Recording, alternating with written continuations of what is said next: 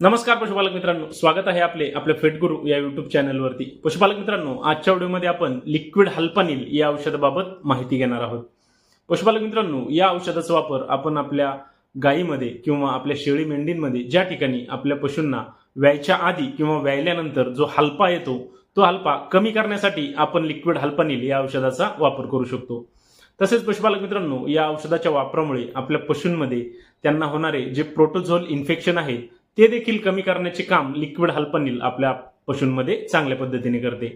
त्यासोबतच पशुपालक मित्रांनो, या औषधाच्या वापरामुळे आपल्या पशूंमध्ये होणारे जे मेटाबॉलिक आजार आहेत ते देखील कमी होण्यासाठी या लिक्विड हल्पानीलचा आपल्या पशूंमध्ये चांगला फायदा होतो।